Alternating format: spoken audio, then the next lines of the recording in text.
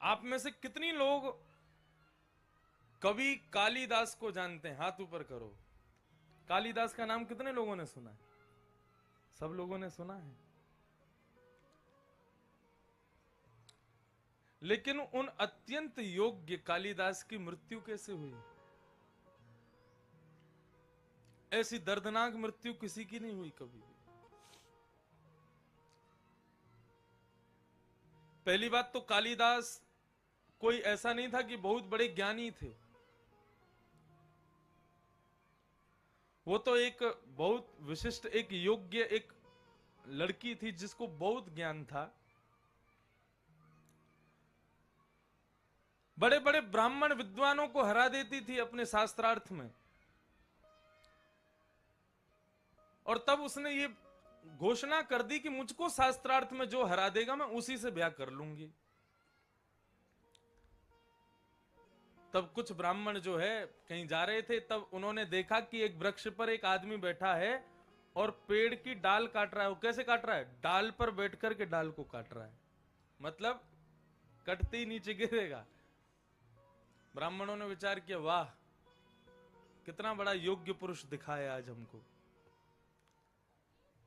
उसमें इतनी भी बुद्धि नहीं है कि वो जिस डाल पर बैठा उसी को काट रहा है। सब लोग विचार करने लगे, बोले ये जो ब्राह्मणी है उस नगर की, हमको बहुत हराती है। यदि उसका ब्याह इससे हो जाए तो हमारा बदला हो जाएगा। उसको नीचे बुलाया। उनका नाम कुछ और था पहले, ये कालिदास ही थे। उसको बोला तेरे को ब्याह करना है? बोले हाँ करना है। तो बोले चल हम तेरे को लेके चल रहे हैं, बस हमारे इशारे देखता रहियो और तेरा ब्याह हम करा दें एक कन्या से जाके।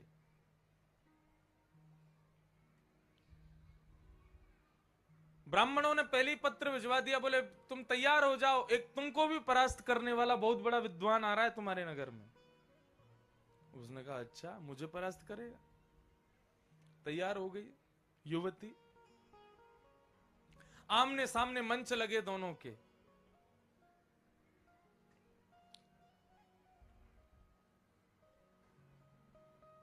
और मंच में जैसे ही बैठे हैं दोनों, तो बोले कि हमारे जो महाराज जी हैं, ब्राह्मण बोले सब कालिदास को देख के, बोले हमारे महाराज जी जो हैं वो निर्वाक रूप से शास्त्रार्थ करते हैं, मतलब बोलेंगे नहीं, बिना बोले इशारों से ही शास्त्रार्थ करेंगे। और बोले उनके शास्त्रार्थ का भावार्थ हम लोग करेंगे, वो जो भी आकृति बनाएंगे वो हम बता दिया करेंगे, ये कह रहे हैं ये।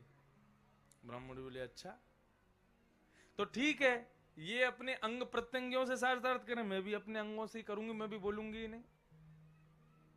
वो ठीक है शुरू करो। तो उस ब्राह्मणी ने इशारा किया, एक उंगली दिखाई।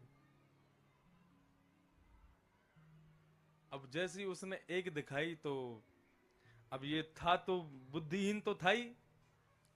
तो पीछे से ब्राह्मण बोले एक उंगली दिखा रही है तुझको, तू दो दिखा। उसने कहा दो। अब जैसी दो दिखाए तो वो ब्राह्मणी बोली क्या कह रहे हैं ये? बोले तुमने क्या कहा? बोले मैंने तो कहा एको ब्रह्म द्वितीयो नास्ति, एक ही ब्रह्म है दूसरा नहीं है। तब ये क्या उत्तर दे रहे हैं? बोले ये कह रहे हैं कि भगवान दो ही हैं। बोले कौन? बोले ईश्वर सर्वभूतानाम हृदय से अर्जुन तिष्ठति, एक तो बनाने वाले एक बनने वाले, दो ईश्वर हैं। ताली बजाने लगे ब्राह्मण, बोले जीत गया जीत गया, हमारा जीत गया। उसने तीन उंगली दिखाई। अब जैसे ही उसने तीन उंगली दिखाई तो जो सामने ब्राह्मण खड़ा था उसने चार दिखाई। बोले अब ये क्या कह रहे हैं? बोले आपने कहा कि ये संसार त्रिगुणातीत है, लेकिन इस त्रिगुणातीत संसार को जानने के लिए चार वेद हैं, ये कह रहे हैं। ताली बजाने लगे, जीत गया, ये जीत गया। उसने पांच उंगलियां दिखाई सामने से। पांच उंगलियां दिखाई तो इसने पांच उंगलियों की एक मुट्ठी बना करके जोर से मारा। बोले ये क्या कह रहे हैं? बोले पहले तुम बताओ कि तुम क्या कह रही हो। बोले कि तुम ये कह रही हैं कि मनुष्य के शरीर को चलाने वाली पंच ज्ञान इंद्रियां होती हैं। तो बोले ये क्या उत्तर दे रहे हैं? बोले ये उत्तर दे रहे हैं पंच ज्ञान इंद्रियों को अपने वश में रखो, नहीं तो फंसा देंगी तुमको। ताली बजाने लगे, जीत गया जीत गया जीत गया, अब ब्याह करो इससे। ब्राह्मणी बोली अब तो करना पड़ेगा, और उसने चरणों में प्रणाम करते हुए माला पहनाई और उसके साथ में ब्याह कर लिया। ब्याह हो गया। अब ब्याह के बाद में कालिदास जी के साथ में अभी भी नाम उनका कालिदास नहीं पड़ा। घर पर आ गए, एक साथ दोनों रहने लगे। सब लोग इधर देखो, वंदे मातरम चल रहा है वहां पे।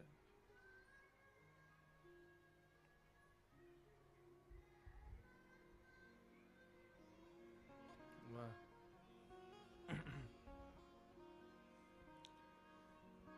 इसमें तो खड़े नहीं होते ना, हैं?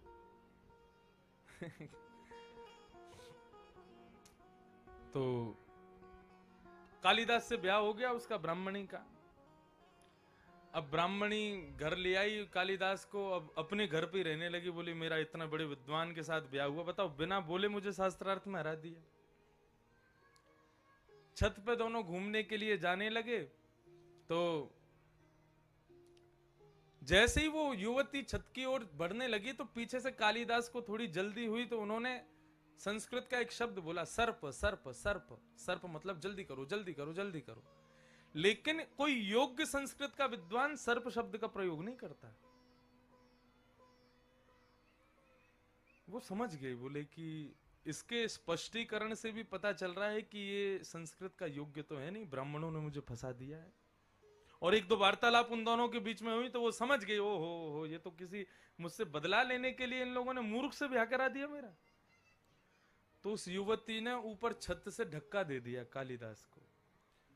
अब वो जैसे ही नीचे गिरे तो नीचे था काली मैया का मंदिर, और काली मैया के मंदिर के सामने कालिदास गिरे और उनकी जीभ का अग्रभाग उनके दोनों दांतों के बीच में कट गया, और वो कट करके काली के चरणों में गिर गया।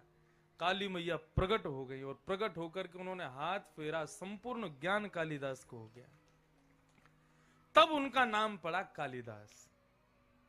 और इतने विद्वान इतने विद्वान इतने विद्वान हो गए कि उनको ऐसा बोध कि किसी किताब को देख लें, बस किताब एक बार देखने की आवश्यकता पूरी कंठस्थ हो जाती थी। इतना बोध उनको हो गया काली मैया की कृपा से। बड़ी बड़ी टीकाएं, बड़ी बड़ी किताबें लिखी उन्होंने, लेकिन अंत बहुत खराब हुआ कालिदास का।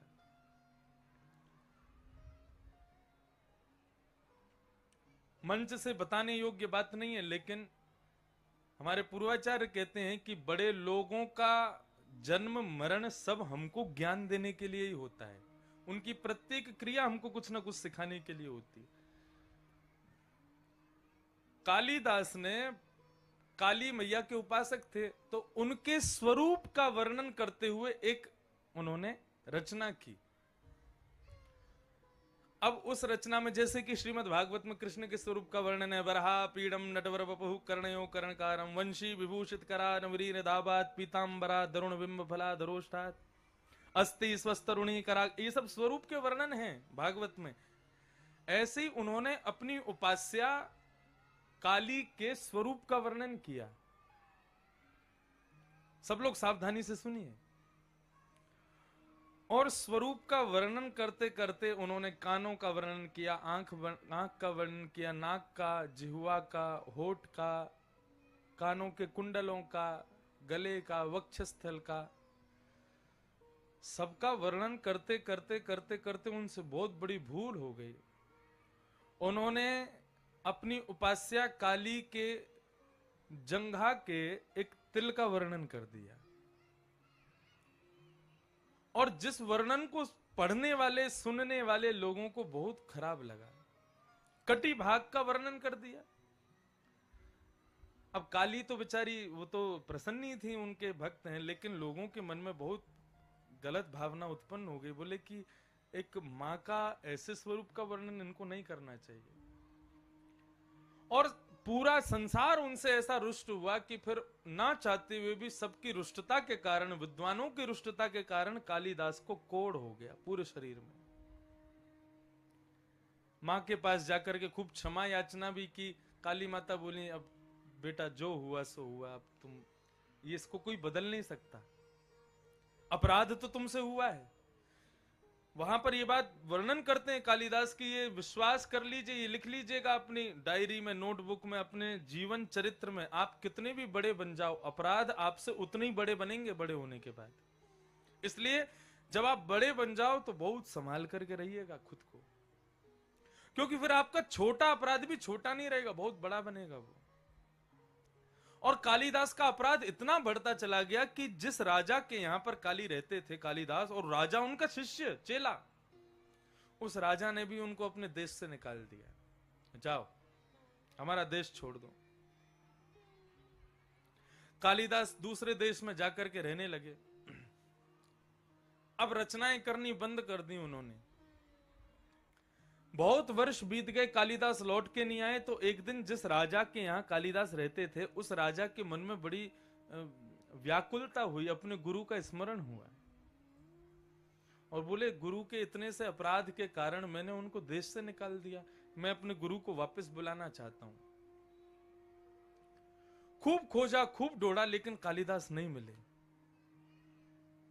तब राजा ने क्या किया, मुझे श्लोक स्मरण में नहीं है, उन्होंने एक श्लोक लिखा, और एक पूरा श्लोक नहीं, आधा श्लोक लिखा और नीचे लिख दिया, जो भी इस श्लोक को पूर्ण करेगा उसको राजा अपनी तरफ से एक उपहार देंगे। उसको, राजा को पता था ये कालिदास के अलावा इसको कोई पूरा नहीं कर सकता। श्लोक क्या था?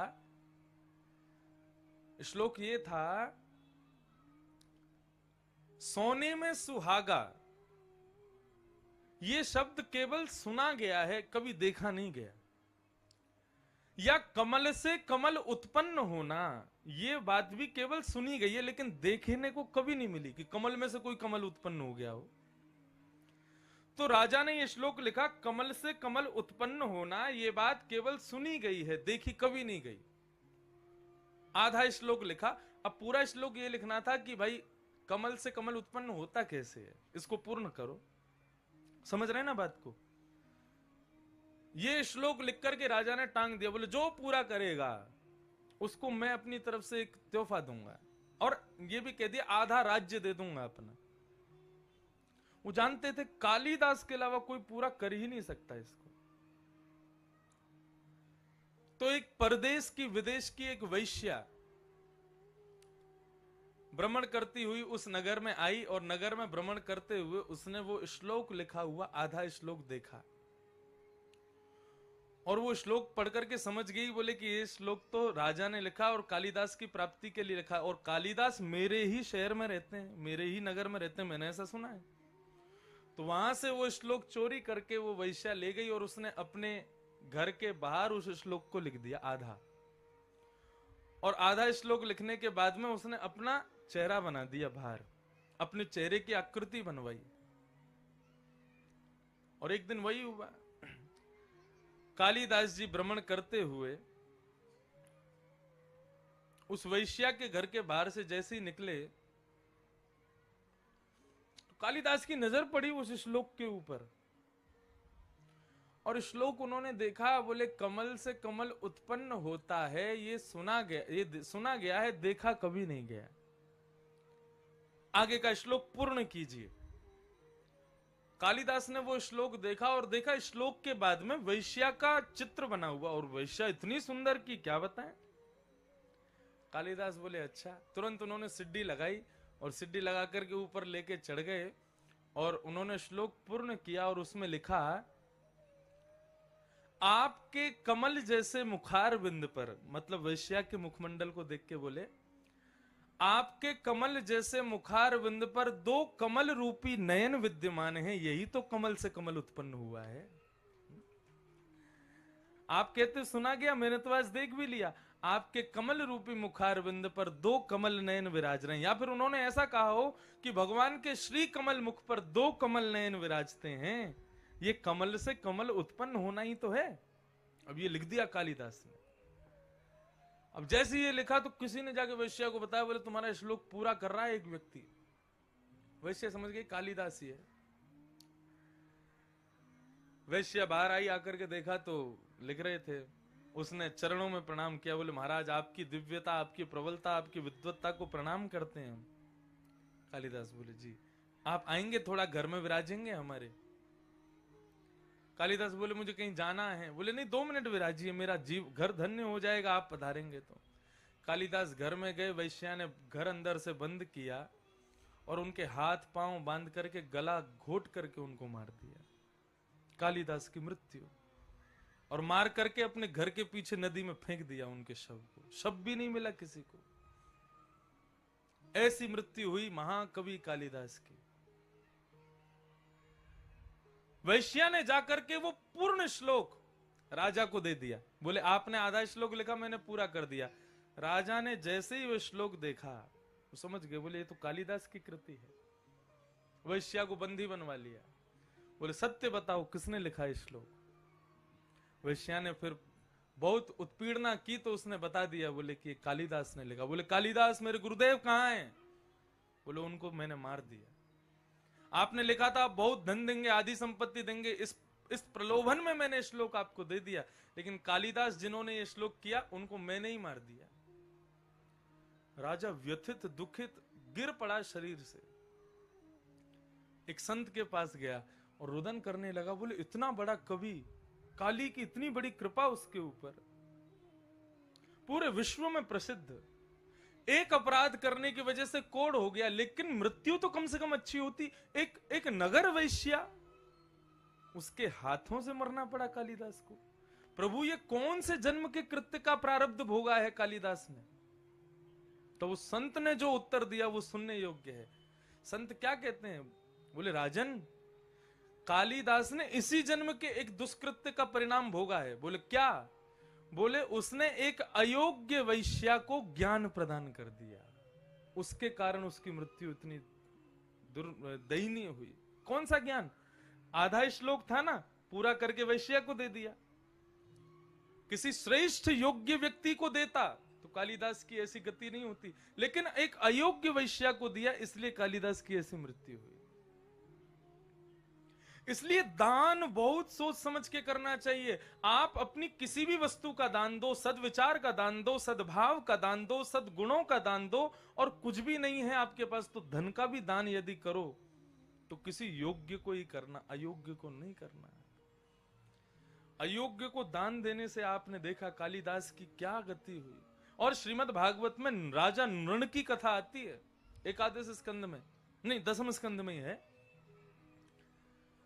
वहां पर राजा नृण से एक बहुत बड़ी भूल हो जाती है दान के विषय में, तो उसको कृकलाश्य, गिरगिट बनना पड़ता है।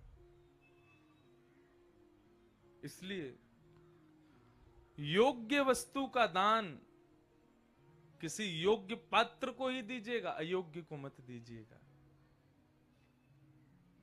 नहीं तो अयोग्य वैश्या को दान देकर के कालिदास ने अपनी मृत्यु को भी श्रेष्ठ नहीं बना पाए वे। तन पवित्र कर दान, तन की पवित्रता दान में है, लेकिन ऐसा नहीं है कि फिर किसी को भी दो, कुछ भी नहीं। मैंने पहले दिन भी आप लोगों से कहा, शायद कल परसों ही कहा, कि धन है वो, लक्ष्मी है वो ऐसे स्थान पर जानी चाहिए जहां उसकी वास्तविकता में उसका प्रयोजन है, उसकी आवश्यकता है। जहां अनावश्यक धन पहुंचता है आपका, और उस अनावश्यक धन का यदि दुरुपयोग किया जाता है तो दुरुपयोग का फल भोगने वाले को नहीं, देने वाले को मिलेगा।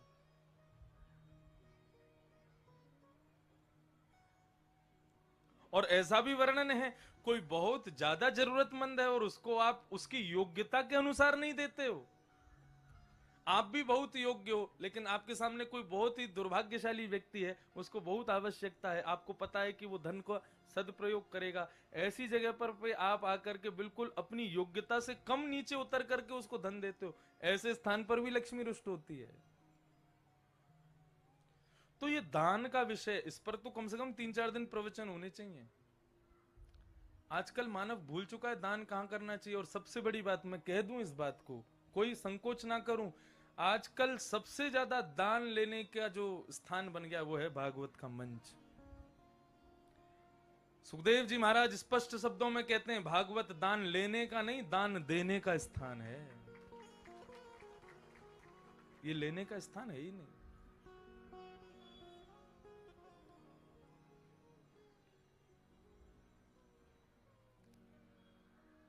सुखदेव जी ने परीक्षित से कभी भी नहीं कहा होगा तुम मेरा तिलक करो, मुझे इतना दो, मुझे ये दो, मुझे वो करो, ये करो।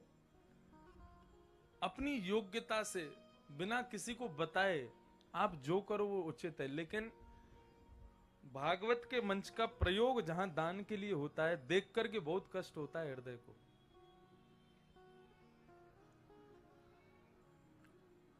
तो तन पवित्र कर दान, तन की पवित्रता दान में है, लेकिन दान के लिए पहले योग्यता ढूंढिए, योग्य पात्र ढूंढिए, तभी दान कीजिए, नहीं तो मत कीजिए।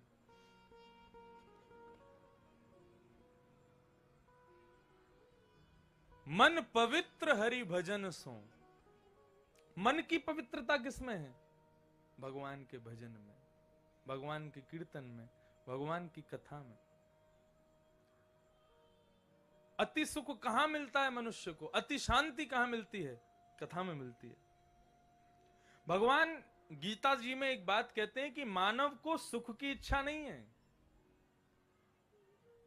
अतिशय सुख भी दुख देता है, मानव को शांति की इच्छा है। और आप सबसे ज्यादा शांत यदि कहीं रह रहे हैं तो वो कथा में आके ही रह रहे हैं, बिल्कुल नहीं बोलते, बिल्कुल शांत बैठे हैं, बैठ करके श्रवण कर रहे हैं। इस शांति से ही आपको सुख आनंद की अनुभूति होती है। तो मन की पवित्रता किसमें? मन को शांति किसमें? मन की सहजता किसमें? मन पवित्र हरि भजन सो। हरि के भजन में मन की पवित्रता। होत त्रिविध कल्याण, ये 3 प्रकार का कल्याण हमारे शास्त्रों में बताया गया। तो नंद बाबा के यहां पर भगवान श्री कृष्ण का प्रादुर्भाव हुआ है। ठाकुर जी धीरे धीरे 7 दिन के हो गए। आज जैसे 7 दिन के हुए तो यहां महाराज कंस ने पूतना को भेजा कि पूतना जाओ और जाकर के मेरे शत्रु कृष्ण को मार दो। पूतना ने अपना रूप बदला, अपने पयोधर में उसने विष का लेपन किया और 1 महीने के भीतर भीतर जितने भी बालकों ने जन्म लिया सबके घर जाती है, सबको घर जाकर के अपना विषपान कराती है, स्तनपान कराती है और सबको मार देती है। बंधु, आज कुछ नई बात बताएंगे आपको पूतना के सुंदर प्रसंग में, सावधानी से सुनिएगा।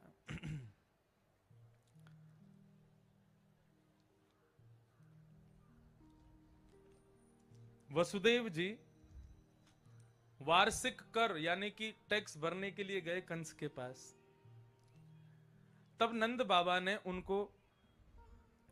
बाबा को वसुदेव जी ने ये ज्ञात करा दिया, बोले कि आपका ज्यादा देर यहां रहना उचित नहीं, आप वापस जाइए, हमें भय लग रहा है कहीं कंस कुछ गलत ना कर दे, क्योंकि ये राक्षसों को भेज रहा है बालकों को मारने के लिए।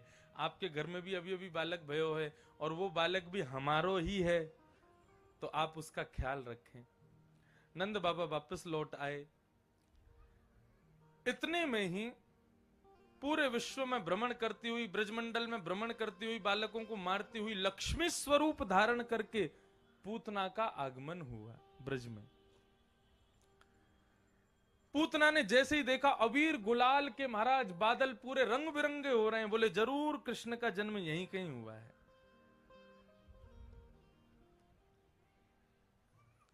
जैसे ही आई है तो श्रीमद् भागवत में वर्णन लिखा है कि पूतना के स्वरूप को देख करके सब लोग उसके स्वरूप पर मोहित हो गए। जितने भी ग्वाल बाल, जितने भी ब्रजवासी वहां नंद घर आनंद भयो, जय कन्हैया लाल की, हाथी दीने घोड़ा दीने और दीने पालती। 6 महीने तक ठाकुर जी का जन्मोत्सव मनता रहा था ब्रज में। ऐसे भक्ति में आतुर, ऐसे भगवत कीर्तन में आतुर जितने भी ब्रजवासी थे, जिनको केवल कृष्ण ही कृष्ण सब जगह दिख रहे थे, ऐसे भक्त भी पूतना को देख करके उसके रूप पर मोहित हो गए। कई ब्रजवासी तो मन में विचार करने लगे, अरे भैया देखियो कैसी गजगामनी, कैसी सुंदर है, हमारो ब्याह है जाए आते। बोले का करेगो ब्याह करके, ब्याही ठियाई लग रही है या को पहले तो ही ब्याह है चुको है। ऐसा स्वरूप। और केवल ब्रज गोप ही उसके स्वरूप पर मोहित हुए ऐसा नहीं, गोपियां भी सब उसके स्वरूप को देखे और मन में विचार करने लगे। बोले देखो कल ये 7 दिन पहले नंद का लाला हुआ था, तो हम कह रही थी ना भैया ये तो कहीं साक्षात नारायण तो नहीं है।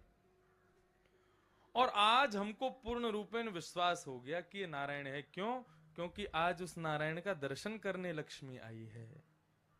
ऐसी सुंदर बन के पूतना आई थी।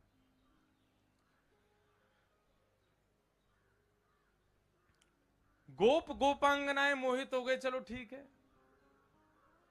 लेकिन जैसे ही पूतना ने नंद भवन में प्रवेश किया, तो नंद भवन में बैठी हुई यशोदा मैया ने जैसे ही पूतना के मुखार बिंद को देखा है, पूतना के मुखार बिंद को देख करके यशोदा के मन में भी भाव आ गया, अरे विधाता, कितना समय लेकर के ऐसे सुंदर स्वरूप को बनाया तेने।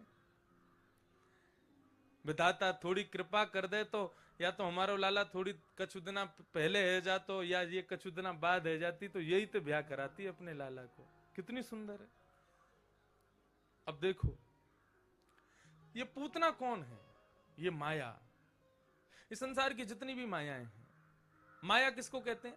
जिसमें हमारा मन अचानक से आ जाए उसी को माया कहते हैं। अब भले ही वो सौंदर्य हो, भले ही वो कुछ खाने की वस्तु हो, भले ही वो कुछ ऐशो आराम की गाड़ी हो, घर हो, फ्लैट हो, कुछ भी हो, जिस पर सहज भाव ही हमारा मन पहली दृष्टि देखते ही आ जाए उसी को माया कहते हैं। और ये माया इतनी शक्तिशाली है, माया इतनी बलवान है कि भगवान को जन्म देने वाली, भगवान का पालन पोषण करने वाली भगवान की मां यशोदा भी उस पर आसक्त हो गई। तो हम कैसे बच जाएंगे उस माया से? बहुत सावधानी से सुनिए, ये एक भक्त के लिए बहुत श्रेष्ठ बात है पूतना का चरित्र।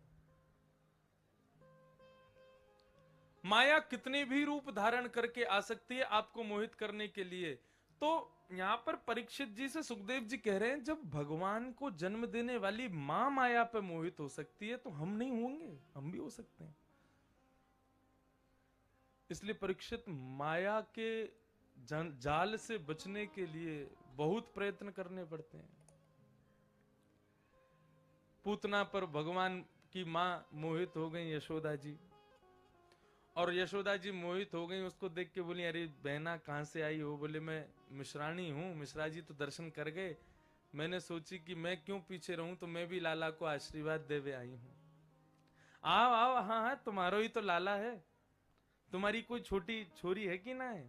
बोले ना अभी तो ना है। बोले जब है जाए तो हमको जरूर बताइए, क्योंकि वो भी तुम्हारे समान सुंदर होगी, तो देखेंगे लाला को ब्याह करा देंगे। मैया बोली, या की छोरी ते ब्याह करा रहे हो? ठाकुर जी मनी मन सोचने लगे, या की छोरी ते हमारो ब्याह कराओगी? मारे ब्याह है हमें ये ऐसी सासू मां हमको ना चाहिए, जो आदर सत्कार भी ना करे हमारो। इतने में कुछ गोपियां आ गई, आकर के बोली, यशोदा जी आप बाहर चलो, कुछ लोग मिलने आए। तो मैया कहने लगी, कैसे छोड़ के जाऊं लाला को? पूतना बोली, हमें दे दो, हम लाला को संभाल लेंगे। और पूतना की गोद में दे करके मैया चली गई। अब देखो, पूतना को देखते ही जिस पर सब मोहित हो रहे थे, उस पर ईश्वर मोहित नहीं हुआ। तुरंत अपने नेत्र बंद कर लिए। ठाकुर जी ने अपना हाथ रख लिया अपनी आंखों पर। क्यों हाथ रख लिया? बहुत सुंदर बात। इसके कई भाव बताए गए, लेकिन एक भाव यह बताया कि भगवान की चक्षु जो हैं दोनों, इनमें सूर्य और चंद्र का निवास है। इसीलिए कहते हैं कि भगवत दृष्टि जिस पर पड़ जाए, भगवान देख भर लें, उनके देख भरने मात्र से मुक्ति निश्चित है, वैकुंठ निश्चित है। उनकी दृष्टि पड़ जाए बस हम पर। सूर्य और चंद्र ये विचार करने लगे, बोले देखो भगवान तो इसको कौन सी गति देंगे? इसको वो गति देंगे जो मां यशोदा को कभी मिलेगी आगे चल के, लेकिन हम ऐसा कदापि होने नहीं देंगे। तो मानो सूर्य चंद्र ने विचार कर लिया कि हम ऐसा होने नहीं देंगे, इसकी मुक्ति होने नहीं देंगे। तो सूर्य चंद्र के भाव से दोनों ने ही अपनी आंखों पर हाथ रख लिया। और देखो इनमें जो सूर्य है ना, ये कौन है? ये ठाकुर जी के ससुर जी हैं भगवान के। क्यों? सूर्य की पुत्री यमुना, और यमुना भगवान की पत्नी है। तो सूर्य भगवान के ससुर जी हैं कि नहीं?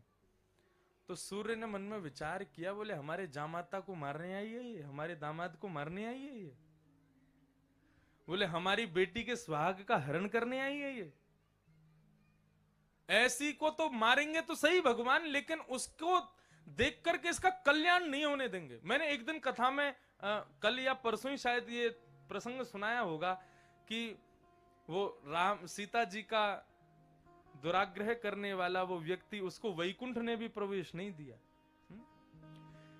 बंधुओं, भगवान हम पर कृपा कर दें तो ही वैकुंठ मिलेगा। यदि हमसे इतना भी अपराध हो गया तो ये सब देवी देवता खड़े रहते हैं वैकुंठ के बाहर, उस अपराध के कारण वैकुंठ में प्रवेश नहीं करने देते हैं। वैकुंठ ऐसे थोड़ी प्रवेश करा देगा। तो पूतना का उद्धार तो ठाकुर जी करेंगे, लेकिन हम इसको देखने नहीं देंगे। यदि ठाकुर जी ने अपने नेत्रों से देख लिया तो इसको वैकुंठ मिलेगा, हम इसको वैकुंठ जाने नहीं देंगे। इसलिए ठाकुर जी के दोनों नेत्रों ने अपने आप को बंद कर लिया। एक भाव ऐसा बताया जाता है कि नेत्रों की भी प्रजाति होती है। नजर से नजर ने मुलाकात कर ली, रहे दोनों खामोश और बात कर ली। कई जगह देखने को मिलता है, आंखें आंख में ही बात हो जाती हैं। तो नेत्रों की भी प्रजातियां होती हैं। आंखों का कम खुलना, आंखों का ज्यादा खुलना, मटकना और चलना, ये सब बता देता है सामने वाले के मन में क्या चल रहा है। नेत्र नेत्र की भाषा समझते हैं क्योंकि इनकी प्रजाति एक ही है। तब ठाकुर जी के नेत्रों ने मन में विचार किया कि हम ऐसे नेत्रों को नहीं देखेंगे जो नेत्र अपने भीतर कायरता भर के हमारे स्वामी को मारने आए हैं। अपने नेत्र रूपी प्रजाति पर धिक्कार करते हुए बोले, धिक्कार है तुम नेत्रों को देखने पर। तो ठाकुर जी के नेत्रों ने अपने आप को बंद कर लिया, हम देखेंगे ही नहीं तुमको। और तीसरा बड़ा सुंदर और बड़ा अच्छा भाव जो मुझे बहुत अच्छा लगता है, आज देखो कितनी आवाज आ रही है इनकी कौओं की। पता है क्यों? क्योंकि अभी ठाकुर जी कुछ देर बाद में वो खाएंगे ना रोटी, तो ये लेके भाग जाएंगे वहां पे। अपने आप को पॉजिटिव बना के रखो। अब लाला को जन्म भयो, रोटी वोटी खाएंगे तो कौआ ले जाएगा, फिर ठाकुर जी कहेंगे मुझको तो वही रोटी चाहिए जो ये लेके गए हुए, इसलिए कौए घूम रहे हैं ऊपर। तीसरा भाव मुझे बहुत अच्छा लगता है, जो ठाकुर जी ने नेत्रबंद क्यों किए। देखो,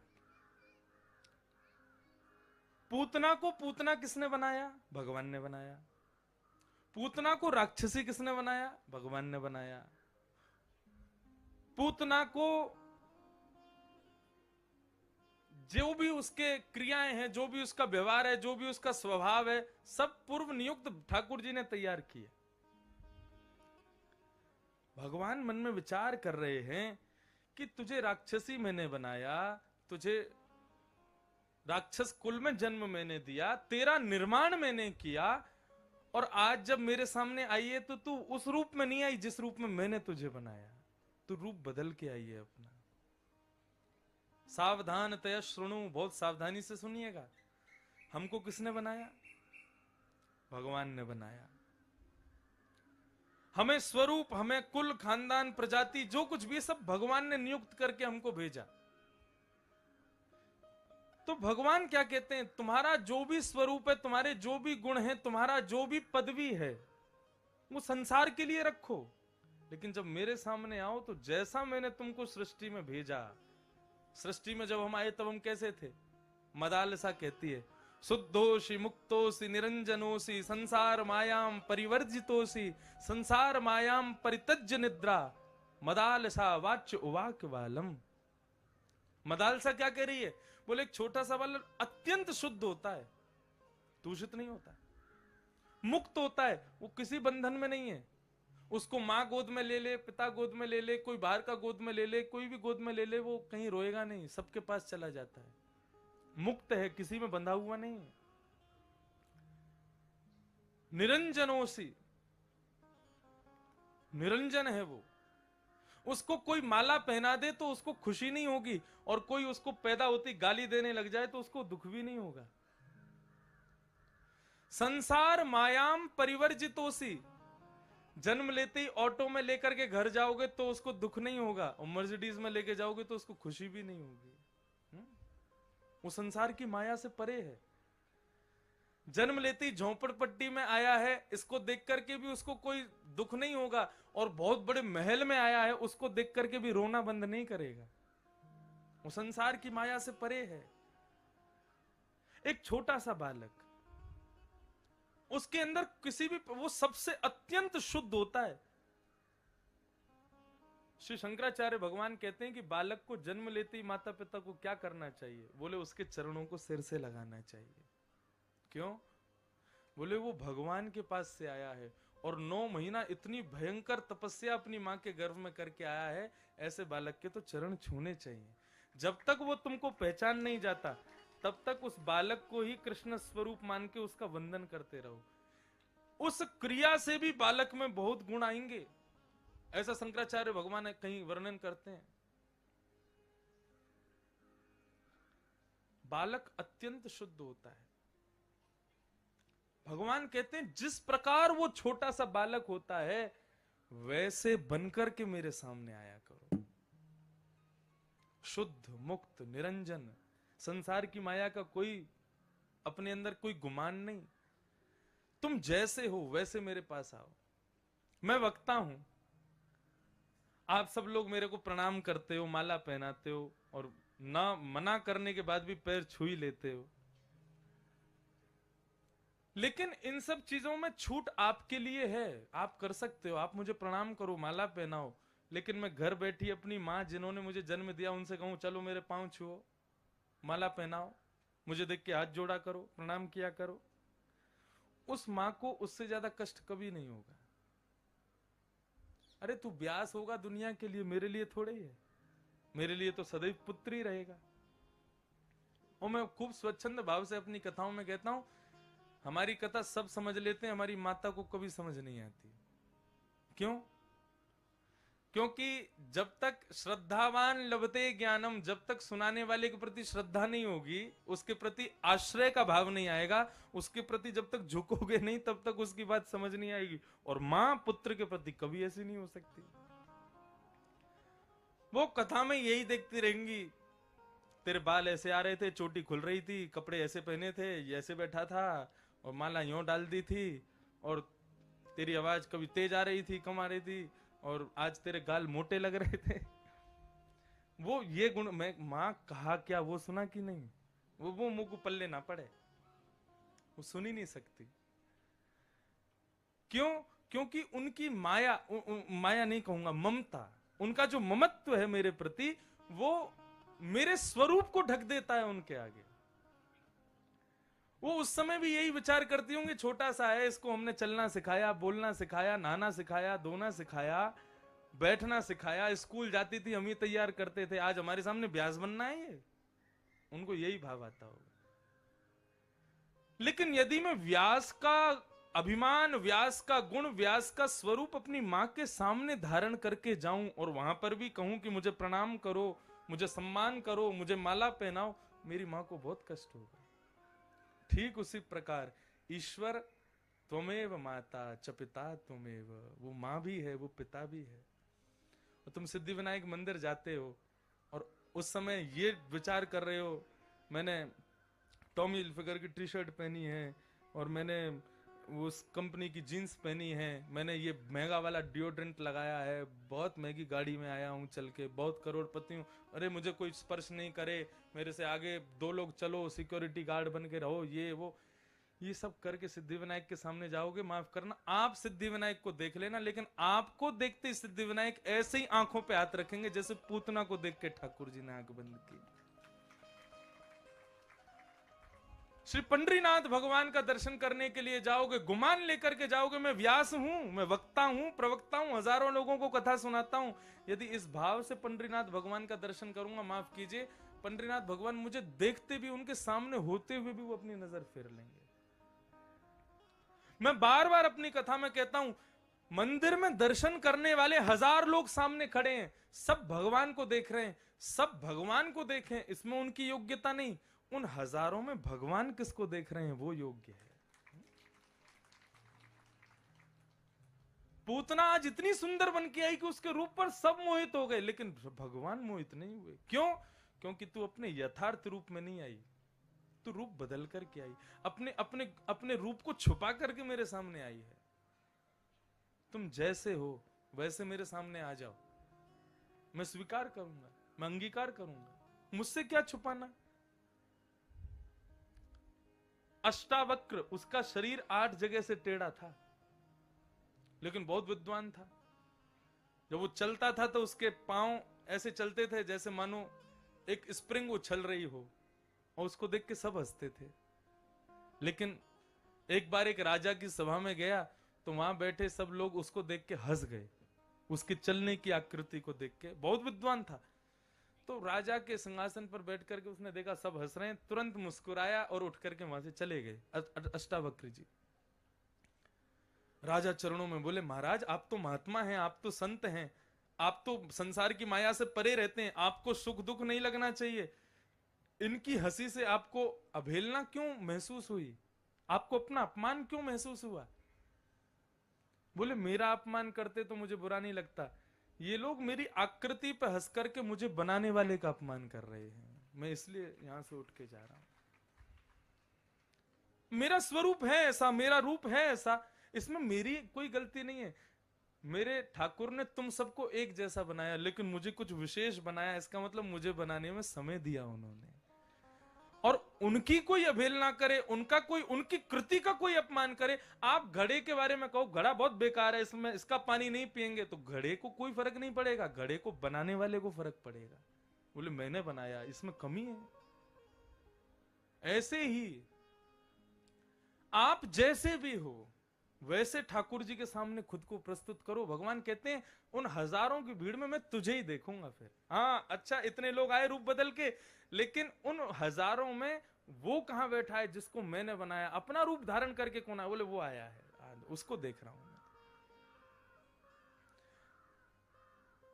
इन संत जनों से, इनकी क्रियाओं से हमको यही सीखना है कि अपने स्वरूप से कभी भी विमुख नहीं हुए।